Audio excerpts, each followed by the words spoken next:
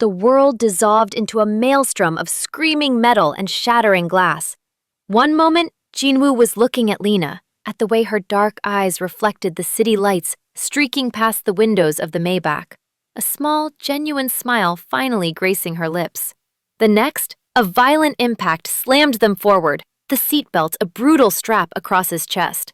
His arm, which had been resting on the center console, shot out instinctively, a human shield between her and the imploding side window. Another sedan, a black ghost in the night, had rammed them, its reinforced bumper tearing through the armored plating of his car like a can opener. The driver, his own man, was a slumped shadow. Min-jun, in the passenger seat, was already moving, his hand reaching for the weapon secured beneath his jacket, his voice a low, urgent growl. "Sir, Lena-see!" But Jinwoo's entire universe had narrowed to the woman beside him. Lena was gasping, her body rigid with shock, a fine powder of shattered safety glass dusting her hair like malevolent snowflakes.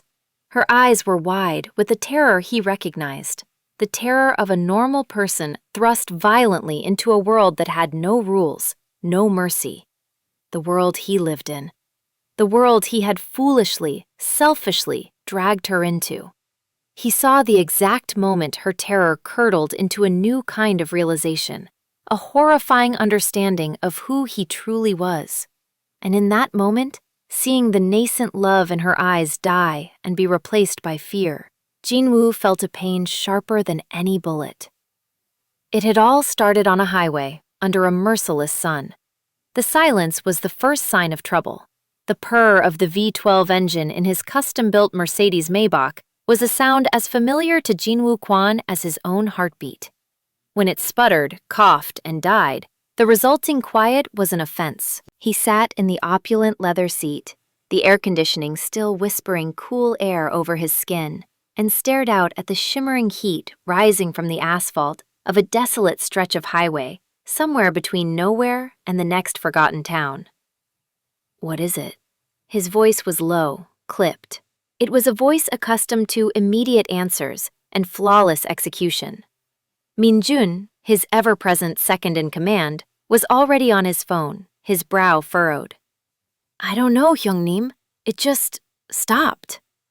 Min-jun was a man of action, a brilliant strategist in the brutal chess game of their lives, but a master mechanic he was not. He looked at the dashboard, a constellation of warning lights now blinking in silent mockery. "Get a car here, now." Jinwoo did not raise his voice. He never needed to. "The nearest secure transport is 2 hours out," Min-jun reported, his tone laced with frustration. "I can have a local service come, but—" The "but" hung in the air, thick and unspoken. Strangers, exposure, unacceptable variables. Jinwoo ran the most powerful criminal syndicate in the city, an empire of shadows inherited from his father. Sitting stranded on a public highway was not just an inconvenience, it was a security risk of catastrophic proportions. Jinwoo's jaw tightened. He prided himself on control, on orchestrating every facet of his existence. This helplessness was a foreign, bitter taste. He felt the familiar weight of his life settle on his shoulders, a crown of thorns forged from duty and blood. He was 34 years old, the king of a domain he never asked for, and he was utterly, profoundly alone. He stared out the tinted window, watching the occasional car speed past, each one a capsule of a different life, a normal life, that he could only observe as if through aquarium glass. Then, a car slowed. It was an old, beat-up sedan, its blue paint faded and chipped, a trailing plume of exhaust marking its approach. It was the automotive equivalent of a stray dog, worn down but still running. It pulled over onto the shoulder a few dozen feet ahead of them. "Don't engage," Jinwoo ordered, his eyes narrowing. But the driver's side door opened and a woman got out.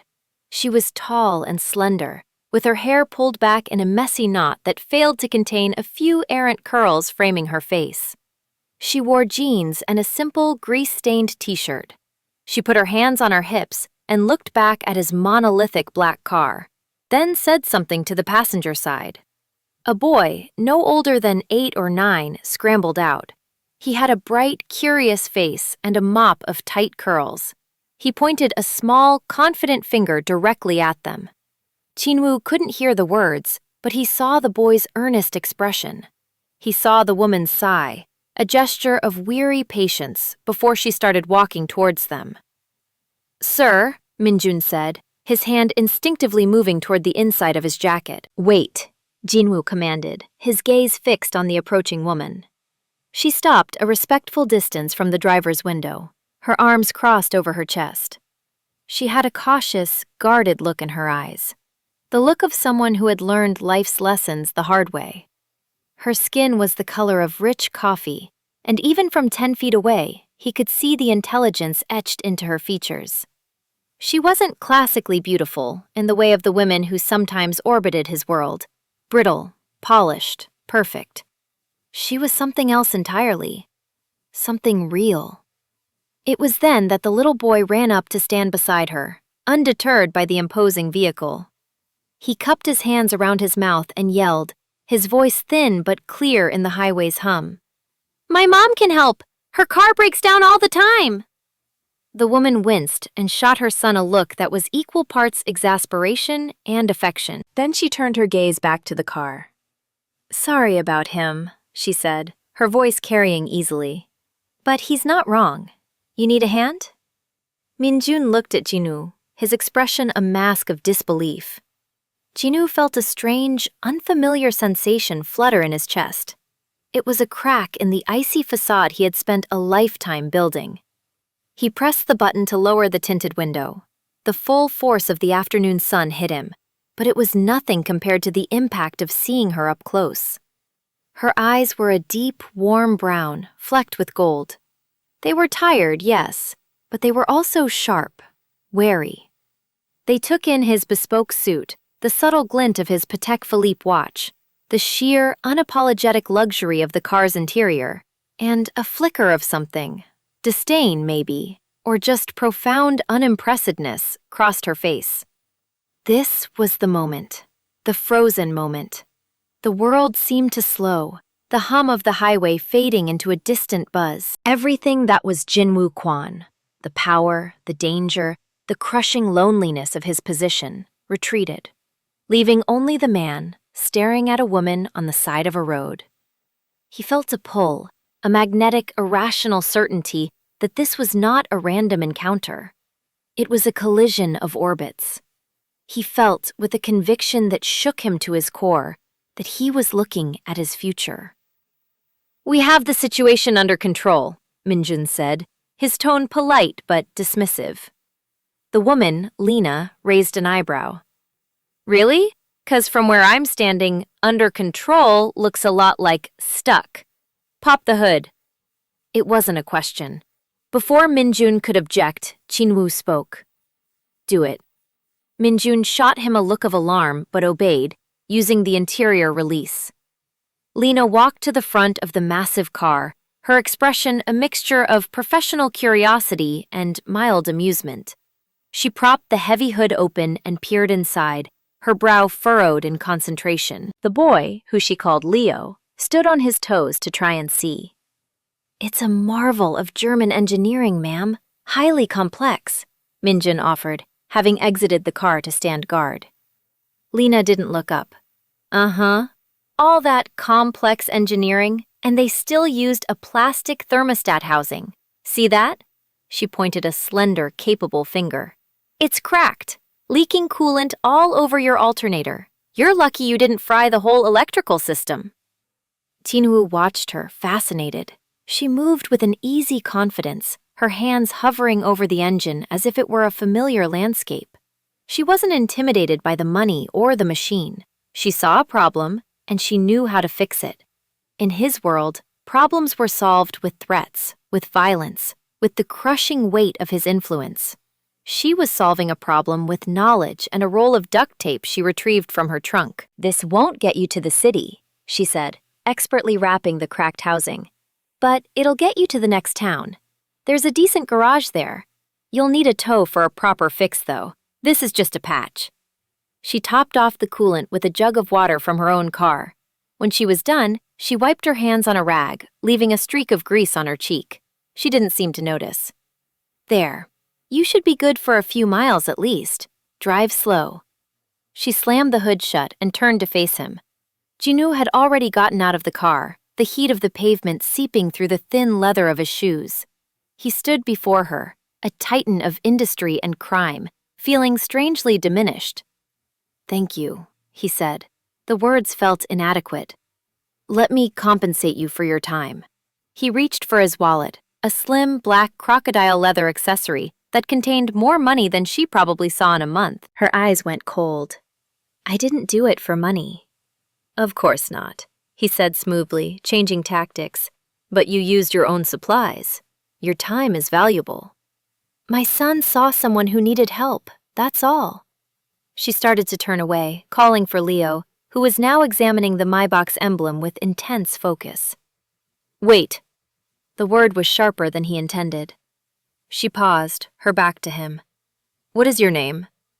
She hesitated, then turned back, her expression unreadable. "Lena. Lena Washington." "Lena," he repeated, the name feeling solid on his tongue. "I'm Jinwoo Kwon. I am in your debt." A wry smile touched her lips. "Don't worry about it, Mr. Kwon. Just try not to buy cars with cheap plastic parts." She was dismissing him. Him. Men who were worth billions trembled when he entered a room, and this woman was walking away after fixing his car with tape and a piece of advice. The audacity of it was breathtaking. "I insist," he said, stepping into her path. He was several inches taller, and he used his height, his presence, the way he always did, as a tool of subtle intimidation. It didn't work. She just looked up at him, her chin tilted in defiance. "Look," she said, her voice tired. "I'm a mechanic. Well, I work on cars to make extra money. I work at a diner to pay the bills. I don't need a handout. I need to get my son home for dinner." An idea sparked in his mind, a perfect, elegant solution. "You work on cars?" "I just said that." The sarcasm was a razor's edge. "I have a collection of them," he said, his tone changing, becoming businesslike. "They require constant maintenance, detailing. I pay well, very well." Lena stared at him, suspicion clouding her features. "Are you offering me a job?" "I am offering you a lucrative contract," he corrected. "A way for me to repay my debt, and for you to be compensated for your expertise." She narrowed her eyes. "This is creepy. You're being creepy." He almost smiled. "I'm being practical. Do you have a card?" She looked from him to Minjun, who stood like a stone sentinel, then back. She sighed, a long, drawn-out sound of surrender, and dug into her back pocket. She produced a worn, slightly bent business card. "Lena's Auto Care and Detailing," it read, with a phone number and an email address. The card was simple, homemade. To him, it felt like the key to a locked room he hadn't known existed. "Call the number. We can talk," she said, clearly not believing he ever would. She took Leo's hand and herded him back to their car without a backward glance. Jinwoo watched them drive away until the beat-up sedan was just a speck in the distance. He held the small, flimsy card in his hand. It felt more valuable than the deed to any of his properties. "Sir?" Minjun asked, his voice cautious. "Was that wise?" Jinwoo didn't answer. He got back into the car, the temporary patch on the engine holding. The silence returned, but this time it was different. It wasn't empty. It was filled with the thought of a woman named Lena, a woman with grease on her cheek and defiance in her eyes. He knew. He absolutely knew. He was going to call. The next day, Jinwoo sat in his penthouse apartment, a glass box in the sky that overlooked the entire city. The space was a monument to minimalist wealth, all chrome, glass, and stark white furniture. It was less a home than a gallery, cold and empty. He was on a conference call, discussing the hostile takeover of a shipping firm, his voice a calm, lethal weapon, that dismantled his opponent's arguments one by one. But his focus was elsewhere. It was on the small business card sitting on the polished surface of his desk. As soon as the call ended, he picked it up. Minjun entered the room, a tablet in his hand. "The background check is complete, sir." Of course it was. Minjun was nothing if not efficient. "And?" "Lena Washington, 29, one son, Leo, age 8, father deceased. Mother, Eleanor, lives in a suburb upstate. She holds 2 jobs. Waitress at the Starlight Diner from 6 a.m. to 2 p.m., manages a small, under-the-table car detailing and repair service out of her apartment complex's shared garage in the evenings. She has outstanding medical bills from her son's bout with asthma last year. Her rent is 2 weeks late." The litany of her struggles was laid bare, a stark contrast to his own effortless existence. Jinwoo felt a pang of something he refused to name. Guilt? No, it was more complex than that. It was a fierce, protective urge. The world was grinding her down, and she was still standing, still kind enough to stop for a stranger on a highway. "Cancel my afternoon," he said, standing up. "Sir, you have the meeting with the Tong elders." "Reschedule it, and have the black Range Rover brought around, not the Maybach." He wanted to be less conspicuous. It was a laughable thought, given who he was, but the impulse was there nonetheless. The Starlight Diner was a relic from another era, a long silver tube with red vinyl booths and a jukebox that was currently playing a song that was 50 years old. The air smelled of coffee and fried onions. It was a world away from the Michelin-starred restaurants where he conducted his business. He saw her immediately. She was flying between tables, a coffee pot in one hand, a plate of pancakes in the other. Her movements were economical, efficient, born of years of practice. She wore the standard-issue pink uniform, her hair tied back in a tight ponytail. She looked exhausted, but she smiled at an elderly couple in a booth, a genuine warmth that transformed her face. He took a seat at the counter, the worn vinyl cool against his hands.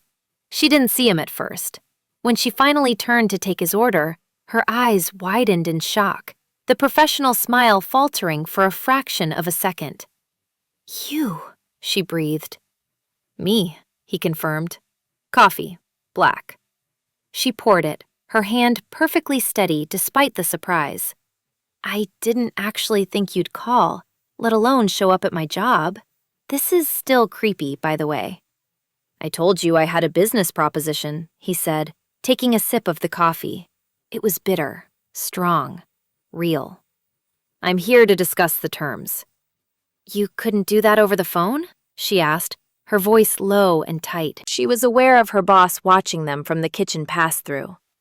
"Some things are better done in person." He slid a plain white envelope across the counter. "This is a retainer." She looked at the envelope as if it were a snake. She didn't touch it. "A retainer for what? I haven't agreed to anything." "For the exclusive rights to your auto care services," he said smoothly. "And as an advance. I understand you have some pressing expenses." Her face hardened, the warmth vanishing completely. It was a mistake. He had overplayed his hand, turned his knowledge of her life into an insult. He saw the pride flare in her eyes, fierce and wounded. "I don't take charity, Mr. Kwan," she said, her voice sharp as broken glass. "It isn't charity, it's an investment," he countered, his mind racing to salvage the situation. "I need someone I can trust. After yesterday, I trust your skills. The money is simply to ensure you are available when I need you, that you aren't distracted by other concerns." She stared at him for a long moment, a battle raging in her eyes. He could see the conflict, the desperate need versus the stubborn pride. He had placed her in an impossible position, and he hated himself for it. Finally, with a deep breath, she picked up the envelope. She didn't open it. She tucked it into the pocket of her apron. "Fine," she said, "on one condition." "Name it." You don't show up at my job again. You call the number on the card, like a normal person. Done, he agreed. When does your shift end? 2. I'll have a car pick you up. We'll go over the collection. I can take the bus. It's not a request, Lena. His voice dropped back into its default register of command, and he saw her flinch slightly. He needed to be more careful. With her, the old rules didn't apply. That afternoon, a discreet black sedan, not the Range Rover, picked her up outside the diner. She got in, her expression a mask of nervous resolve. The car took them to a private, climate-controlled garage beneath a nondescript warehouse in the industrial district. It was one of his many assets, a place few people knew existed. When the lights flickered on, Lena gasped. Lined up in perfect rows were nearly 24 cars.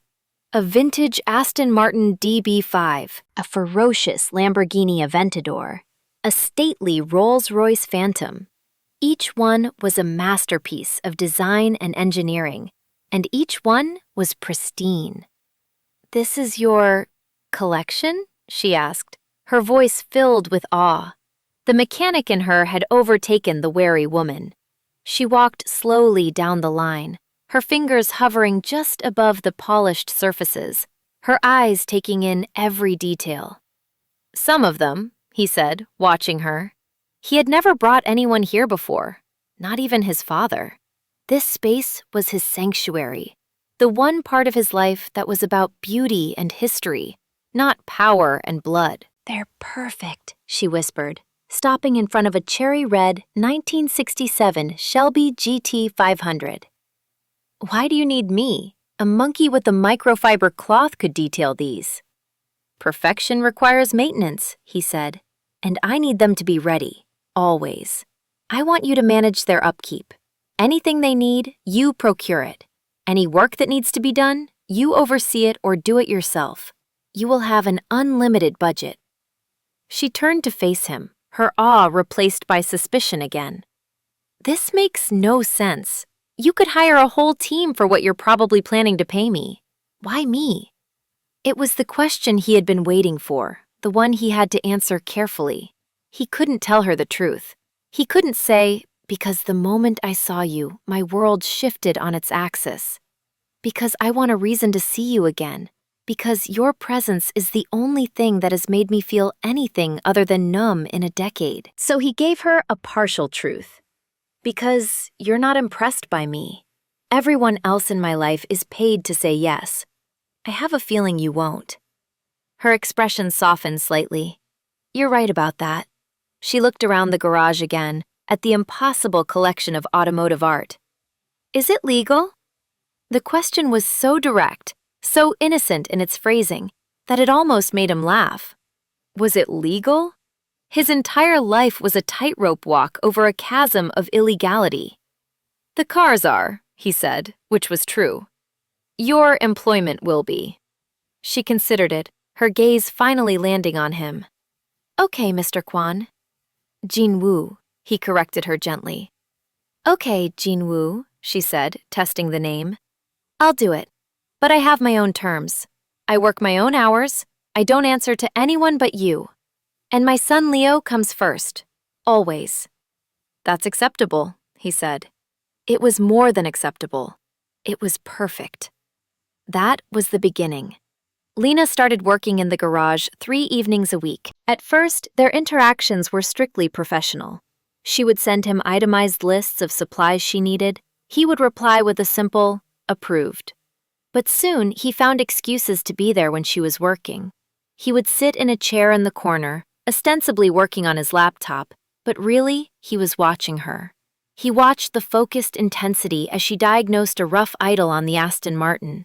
He watched the gentle way she polished the chrome on the Shelby, her movements a loving caress. He learned that she hummed when she worked, old soul songs that were full of heartache and hope. One evening, she had to bring Leo with her. Her usual babysitter had canceled. The boy sat quietly at first, drawing in a notebook, but his curiosity soon got the better of him. He approached Jinwoo, his eyes wide. Are you a king? Leo asked. Jinwoo looked up from his laptop, surprised. No, why would you ask that? Because you have a castle for cars, the boy said, his logic impeccable. And you're kind of bossy, my mom says. Lena, mortified, rushed over. Leo, I am so sorry. Jinwoo found himself smiling, a real smile that reached his eyes. It's all right. He's observant. He looked at the boy. I'm not a king, but I like your drawings. He spent the next hour talking to Leo about superheroes and race cars, feeling a warmth spread through him that had nothing to do with the garage's heating system. He saw Lena watching them, a soft, hesitant look on her face. The walls she had built around herself were beginning to crack. He started asking her to dinner after her shifts, not to the fancy, soulless restaurants he usually frequented, but to small, family-owned places he had his team scout out. He learned about her dream of opening her own high-end restoration shop. He learned about her father, a mechanic who had taught her everything she knew before he passed away. He learned about the constant, grinding struggle of her life, a struggle she spoke of not with self-pity, but with a weary resilience that he found more compelling than any display of strength he had ever witnessed. In turn, he found himself opening up in ways he never had before. He told her about the crushing expectations of his family, omitting the criminal details but conveying the weight of the legacy. He spoke of his own loneliness, the isolation of his position. It must be hard, she said one night, as they sat in her small, cluttered apartment after he had driven her home. Leo was asleep in the next room, having everything and no one. Her simple, profound observation struck him like a physical blow. She saw him. Not the money, not the power, but the man beneath it all. It is, he admitted, his voice barely a whisper. He looked at her, at the way the dim lamplight softened the tired lines around her eyes. He saw the kindness there, the empathy. And he couldn't stop himself. He leaned in and kissed her. It wasn't a kiss of passion or demand. It was gentle, hesitant, a question. For a heart-stopping second, she was still, and he thought he had made another terrible mistake. Then she sighed, a soft, surrendering sound, and kissed him back. Her lips were soft, and they tasted of coffee and something uniquely her. It was the beginning of everything, and the beginning of the end. Their romance blossomed in a fragile bubble, a secret world carved out of late nights in the garage and quiet evenings in her apartment. For Lena, it was like stepping into a dream. The constant, gnawing anxiety about money began to fade.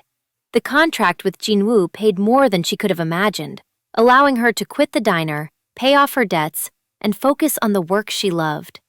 More than that, she was falling in love. She saw a side of Jinwoo that she was sure no one else did. The man who was intense and commanding in public was surprisingly gentle and vulnerable with her. He would listen for hours as she talked about carburetors and paint finishes. He would play video games with Leo on the floor of her living room, his expensive suit jacket discarded on a chair, his tie loosened. He looked at her with a raw adoration that made her feel like the only woman in the world. Her best friend Maya was ecstatic and terrified for her. He bought you a what? Lena, he paid off your entire building's overdue utility bills? Who is this guy? Is he royalty? Or in the mob? She'd asked, only half joking. He's just a businessman, Lena would reply, the lie tasting more and more like ash in her mouth. She knew there was more to him.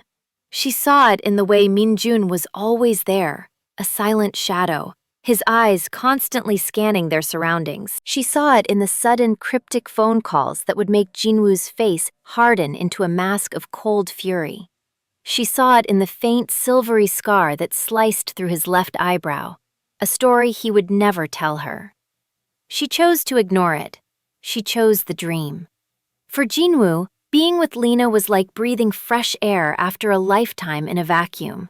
Her world was real, grounded.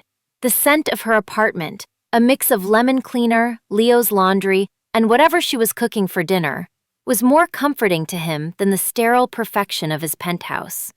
Her touch was an anchor in the violent, churning sea of his life. He started to believe, foolishly, that he could keep his two worlds separate, that he could have the light without letting it be touched by his darkness. The first crack in their bubble appeared during a visit to his father. Chairman Kwan was a man carved from granite and ice. He ruled their organization, the Chomin Taeyang, Black Sun, with an iron fist, even in his semi-retirement. He had summoned Jinwoo to the family estate, a traditional Korean house surrounded by acres of meticulously manicured gardens, a serene mask for the violence that had paid for it. "I hear you are distracted," his father said, not looking at him, his attention focused on the koi pond before them. "By a woman, a foreigner, a commoner." "She is not a distraction," Jinwoo said, his voice level. "She is important to me." His father finally turned, his eyes like black chips of obsidian. "Importance is a liability. Love is a weakness our enemies will exploit. You know this. Your grandfather knew this. I know this. End it." "No," Jinwoo said. It was the first time he had ever directly defied his father on a personal matter. The chairman's face did not change, but a cold, dangerous energy filled the air between them. "Every king needs a queen, but you have picked up a stray from the gutter. She will make you weak, and when you are weak, you will lose everything I have built, everything your grandfather died for. Remember that." The threat was clear. It was not just a warning, it was a promise. Jinwoo left the estate with a cold dread coiling in his stomach. He had to protect Lena, but he didn't know how. His answer came in the worst possible way, just a week later. He had taken Lena to a charity gala, a rare public outing. She was breathtaking in a simple, elegant black dress he had bought for her. For the first time, she looked completely at home in his world, her natural grace outshining all the manufactured glamour in the room. He had never been more proud, or more in love. They left early, wanting to be alone. He was driving, with Minjun in the passenger seat, the city lights a glittering river around them. He was telling her about his plans to open a legitimate international logistics company, a path toward a future he could share with her, without reservation. He saw the hope in her eyes, a mirror of his own. That was when the black sedan appeared out of nowhere. The first impact was a deafening roar. The world twisted into a nightmare of screeching tires and shattering glass. His training, the brutal instincts honed since childhood, took over. Protect the asset. And Lena was the only asset that mattered. His arm flew up to shield her head as the car spun, the second impact from another vehicle boxing them in. Gunfire erupted. The sharp, percussive pops were a sound he knew too well. The armored glass of the Maybach starred and cracked but held. Minjun was already returning fire through a gun port, his movements precise and deadly. "Get down!" Jinwoo roared at Lena, pushing her head below the dashboard. Her whole body was trembling, a choked sob escaping her lips. The smell of cordite filled the car, acrid and terrifying. Through the fractured windshield he saw them, men in black masks armed with automatic weapons. The triads. A message from his rivals, or perhaps a test orchestrated by his own father. It didn't matter. They had crossed a line. They had touched her. A rage unlike anything he had ever known surged through him. This wasn't business. This was personal. He drew his own weapon from its concealed holster in the door panel. The firefight was short, brutal, and decisive. Minjun was a master of violence, and Jinwoo was not far behind. Within a minute, sirens wailed in the distance, and the attacking cars sped off, leaving behind a scene of carnage. The silence that descended was heavier, more profound than any noise. It was filled with Lena's ragged, terrified breaths. He turned to her, his heart pounding. "Are you hurt? Lena, look at me." She lifted her head slowly. Her eyes, wide and full of horror, weren't looking at him. They were looking at the gun still clutched in his hand. Then her gaze traveled up his arm to his face, and he saw it. The dream shattering. The beautiful, fragile bubble they had built bursting into a million irreparable pieces. The man she had been falling in love with, the gentle, attentive, lonely businessman, was gone. In his place was a killer, a monster. "Jinwoo," she whispered, her voice trembling. What was that?" He had no lies left, no half-truths. He could only offer her the horrifying, ugly whole of it. Minjun, ever loyal, ever practical, was already on the phone, orchestrating the cleanup. A silent team would arrive before the real police, sanitizing the scene, removing their vehicle, erasing any evidence they were ever there. It was a dance he had perfected over many years. Jinwoo drove them away, not to her apartment, not to safety, but to the only place he could guarantee it, his penthouse, the fortress in the sky. The ride was silent, a chasm of fear and betrayal having opened between them. When they arrived, the opulence of the apartment, which had once seemed impressive, now felt sinister, a gilded cage. Lena stood in the middle of the vast living room, her arms wrapped around herself, shivering despite the warmth of the room. She looked small and lost. "You need to tell me what's happening," she said, her voice shaking but firm. The resilient heart was still beating, even through the terror. He took a deep breath, the confession of physical weight in his chest. "My family, we are not just in business, Lena. My father is the chairman of the Chomintaeang organization." She stared at him, uncomprehending. What is that, a company?" "It's what the police would call a crime syndicate," he said, the words stark and brutal. "Kangpae, the Korean Mafia. We control shipping, logistics, construction, and other, less legal enterprises. It's a legacy, passed from my grandfather to my father, and now to me." The color drained from her face. She sank onto one of the sterile white sofas as if her legs could no longer support her. Maya's joke. Or in the mob. It hadn't been a joke at all. "The men who attacked us—" "Rivals," he said, his voice flat. "Or a warning from within my own house. It makes no difference. They targeted you. They used you to get to me." He saw the full weight of it land on her. The danger, the violence, the lies, everything, every moment they had shared was now tainted by this horrifying truth. The job detailing his cars wasn't just a quirky offer. It was a powerful man's way of possessing something he wanted. The dinners, the gifts, the quiet moments, all of it had happened under the shadow of this dark, bloody world.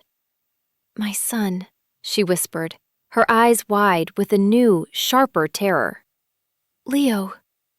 "He is safe," Jinwoo said immediately, fiercely. "I have had men watching your apartment, watching him, since the first week we met. No one can get near him." But his assurance was not a comfort. It was a violation. The revelation that her life, her son's life, had been under the surveillance of armed gangsters sent a fresh wave of horror through her. "You had your men watching my son?" she asked, her voice rising with disbelief and fury. "You brought this poison into our lives without telling me? You let me fall in love with you, knowing that this is who you are?" "I wanted to protect you from it," he exclaimed, taking a step toward her. "I thought I could keep you separate. I was wrong." "Separate?" she cried, scrambling to her feet, backing away from him. "There is no separate, Jinwoo. It's who you are. That gun in your hand, that was you. The coldness in your eyes when it was happening, that was you. This isn't a job you leave at the office. This is your life." "I love you," he said, the words torn from him, desperate and raw. "Lena, I love you. I can protect you. I can give you anything. Tears were streaming down her face now, tears of terror and heartbreak. I don't want anything you can give me. Not if it's paid for with this. She gestured around the lavish apartment, at the view of the city he owned. I can't live like this. I can't raise my son like this. The finality in her voice was a knife in his gut. He saw his fragile dream of a future with her dissolving into smoke. Please, he begged, the word foreign and agonizing on his tongue. He had never begged for anything in his life. Don't do this. I have to, she sobbed. I have to go. I need to go home, to my son. She looked at him, her heart breaking in her eyes. This was a mistake, all of it. He knew he couldn't keep her here. Forcing her to stay would only prove he was the monster she now believed him to be. The pain of it was a physical agony, a hollowness spreading through his chest. I will have Minjin take you home, he said, his voice dead, all the life drained from it. My men will remain in place. They will be invisible, but they will be there. I will keep you and Leo safe. I swear it. She just shook her head, unable to speak, and walked toward the door, not looking back. Each footstep was a hammer blow to his heart. The door closed with a soft, final click, and Jinwoo was left alone in the silence of his gilded cage.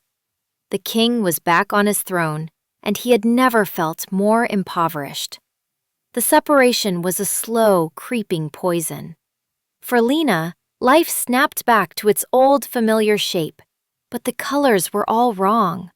The world that had once felt difficult but manageable now felt bleak and empty. She returned the keys to the garage. She instructed the bank to refuse any further deposits from his accounts. She tried to pick up extra shifts at the diner, but her heart wasn't in it. The clatter of plates, the smell of coffee, it all felt like a ghost of a life she no longer fit into. Every black sedan that passed on the street made her heart leap into her throat. She would wake up in the middle of the night, drenched in a cold sweat, the memory of shattering glass and the flat report of gunfire echoing in her ears. She was terrified, but it wasn't just the fear of his world. It was the ache of his absence. She missed the intensity of his gaze. She missed his surprisingly gentle hands. She missed the sound of his low voice as he read bedtime stories to Leo. She missed the man she had fallen in love with, and she grieved for him as if he were dead, because in a way, he was. The man she loved had been an illusion, a beautiful facade hiding a terrifying reality. Her mother, Eleanor, came to visit, her face etched with a grim, maternal satisfaction. I told you, Lena, men with that kind of money, there's always a dark side. You and Leo are better off. You're safe now. But Lena didn't feel safe. She felt exposed and heartbroken. He was good to us, Mom, she whispered one night, staring out her window at the empty street below. Good men don't have gunfights in their cars, honey, Eleanor said softly, and Lena had no answer for that. Maya tried to help. She dragged Lena out for drinks, tried to set her up with a nice, normal guy, an accountant named Frank who talked about his 401k and his passion for birdwatching. The date was a disaster. Lena found herself comparing Frank's mild, pleasant face to Jinwoo's sharp, intense features. His polite conversation felt like white noise compared to the way Jinwoo could command a room with his silence. She went home early, the ache in her chest a constant physical presence. She was miserable, and she knew it. For Jinwoo, the misery was a different kind of hell. It was a cold, silent rage that settled deep in his bones. He threw himself back into his work with a terrifying ferocity. He dismantled the rival triad faction that had dared to attack him, not with the surgical precision he was known for, but with a brutal, scorched earth campaign that left even his own hardened men unsettled. He was a king reclaiming his throne, but there was no satisfaction in it. The victory was hollow. His penthouse was silent again. The warmth Lena and Leo had brought into it was gone, leaving the cold glass and chrome to mock him with their emptiness. He would stand for hours by the window, looking out at the city, a glass of whiskey in his hand, seeing her face in the constellations of light below. Minjun watched his boss with growing concern. Jinwoo was drinking more, sleeping less. He was becoming more like his father, colder, more ruthless, more isolated. The light Lena had ignited in him had been extinguished, and only the darkness remained. "Hyungmim," Minjun said one night, finding Jinwoo alone in his office at 3 a.m, a half-empty bottle of Macallan on the desk. "This is not sustainable. You are destroying yourself." "I am running the business," Jinwoo snapped, his voice rough. "No," Minjun countered, his loyalty giving him the courage to speak plainly. "You are burning it to the ground, and yourself with it. This is not about power anymore. This is about pain." He placed a single file on the desk. "This is the latest report on her. She's safe, but she is not happy." Jinwoo stared at the file, at the grainy surveillance photo of Lena walking Leo to school. Her face was drawn, her eyes shadowed. She was a ghost of the vibrant woman who had fixed his car with duct tape and defiance. He had done this to her. He had broken her spirit, even as he ached for her. He finally had the confrontation with his father. Chairman Kwan found him in the car garage, standing before the red Shelby GT 500 that Lena had so admired. "So," the chairman said, his voice echoing in the vast, silent space, "you have excised the weakness. Good. Now you can focus on your duties." Jinwoo turned slowly. He looked at his father, at the man who had shaped him, who had shackled him to this life. And for the first time, he felt no fear, no filial duty, only a profound, weary clarity. "I have everything you ever wanted for me," Jinwoo said, his voice quiet. "More power, more territory, more fear in the hearts of our enemies. And it is all worthless." "Do not be a fool," his father sneered. "Power is the only thing that is not worthless." "No," Jinwoo said, taking a step closer. "You are the fool. You live in a fortress of your own making, surrounded by men who fear you, and you will die alone. I will not become you."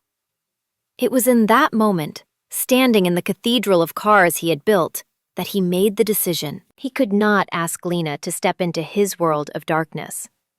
So he would have to leave it. He would have to burn it all down and build something new from the ashes, something worthy of her. The grand gesture was not a single act, but a war waged on his own life. Jinwoo Kwan, the feared leader of the Jomuntaeyang, began to systematically dismantle his own empire. It was a move of such breathtaking audacity that it sent shockwaves through the entire underworld. He called a meeting of his top lieutenants, men whose loyalty was to the organization, to the money and the power. He laid out his plan with cold, stark finality.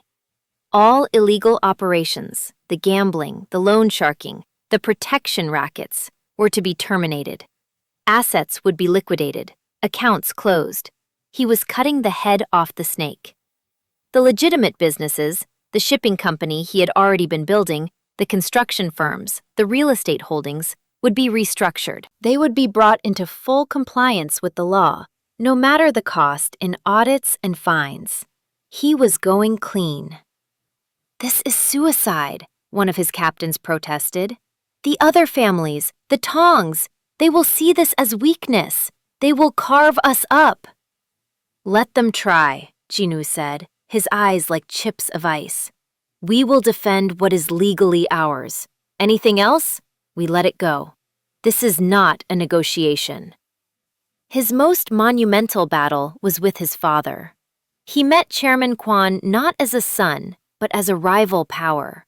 He presented the old man with a choice: accept a peaceful, lucrative retirement funded by the new, legitimate corporation, or be cut off entirely. "You are betraying your blood," the chairman roared, his face purple with rage. "You are spitting on your grandfather's grave!" "I am honoring him by ending the cycle of violence that killed him," Jinwoo countered, his voice unshakable. "I am choosing a different future, for myself and for my family." He meant Lena and Leo. The war was bloody, but not in the way his father understood. It was a war of lawyers, accountants, and backroom deals. He sold off assets at a loss, paid off rivals to look the other way, and poured millions into severance for the men he was letting go, ensuring they had a path out of the life. He put Minjun, whose loyalty was to him and not the organization, in charge of the transition, a task that required all of the man's strategic genius. It took 6 months. 6 months of threats, of sleepless nights, of watching his inherited fortune shrink. He shed the skin of the kingpin, layer by painful layer. He sold the penthouse, the art collection, the private jet. He kept only the garage of cars, his one sanctuary, and a modest apartment downtown. He was no longer a crime lord. He was just a man trying to run a logistics company. A very wealthy man still, but a man unbound by the chains of his past. Throughout it all, one thought sustained him: Lena. His men still watched over her and Leo, a silent, protective cordon she was unaware of. He received his daily reports, saw the photos. She was still struggling, still sad. The light had not returned to her eyes. He knew he couldn't go to her until the work was done. He had to arrive not with a promise to change, but with the proof that he already had. The day finally came. The last illegal account was closed. The final severance was paid. Minjun stood before him in the new, much smaller office of Kwon Global Logistics. "It's done, sir," Minjun said, a deep respect in his eyes. "The Chomun Taeyang is history." Jinwoo felt a profound sense of release, as if a mountain had been lifted from his shoulders. He was free, and he was terrified. What if it wasn't enough? He didn't take a fancy car. He drove himself in a simple, anonymous gray sedan. He drove to the Starlight Diner. It was the middle of the afternoon shift, and the place was half empty. He saw her through the window, refilling salt shakers at a corner booth. Her movements slow, listless. She was back in the pink uniform. The sight of it, of her forced back into this life because of him, was a physical pain. He took a deep breath and walked inside. The bell above the door chimed. Lena looked up, and her eyes met his. The salt shaker slipped from her fingers, spilling a white cloud across the table.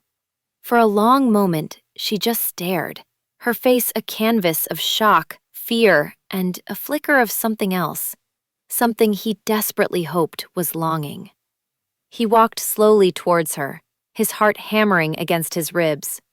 He stopped a few feet away, not wanting to crowd her, to scare her. "Jinwoo," she breathed.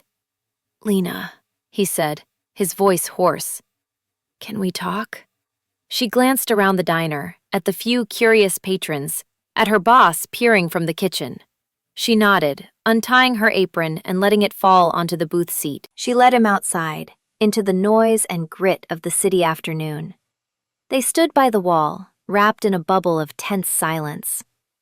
"What are you doing here?" she finally asked, her arms crossed over her chest, a familiar defensive posture. But he could see the trembling in her hands. "I came to tell you that it's over," he said simply. "What's over?" "The Chomun Taeyang. It's gone. I dismantled it.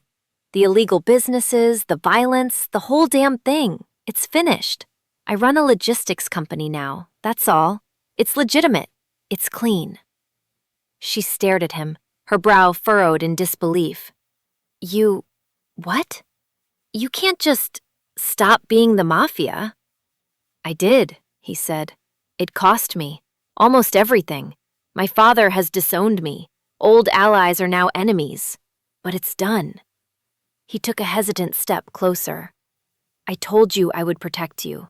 But I realized the only way to truly do that was to destroy the thing that was a threat to you, to destroy that part of myself."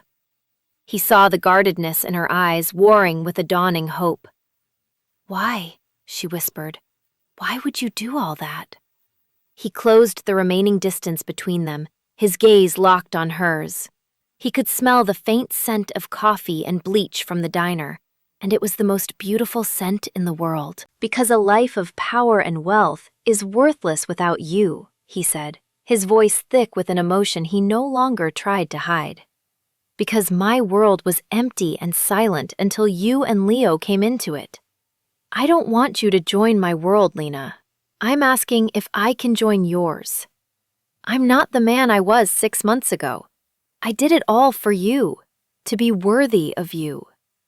Tears welled in her eyes, spilling over and tracing paths down her cheeks. They weren't tears of fear this time. They were tears of overwhelming, impossible relief. She saw the truth of his words in his eyes, in the raw vulnerability on his face. He hadn't just changed, he had remade himself. For her. "Oh, Jinwoo," she sobbed, a sound that was half pain and half joy. And that was all the answer he needed. He reached for her, his hands framing her face, his thumbs gently wiping away her tears. She leaned into his touch, her body finally relaxing against his. "I love you," he murmured, his forehead resting against hers. "I know I hurt you. I know I terrified you. But I love you, and I will spend the rest of my life making it up to you, if you'll let me." "I love you too," she cried softly. "I tried so hard not to. I was so scared, but I never stopped." He looked down at her, at the woman who had faced down his darkness and won, the woman who had saved him simply by being herself. And then he kissed her. It was not a gentle, hesitant kiss like their first one. It was a kiss of desperate, primal need, a kiss of reunion and relief. It was the taste of forgiveness, the promise of a future.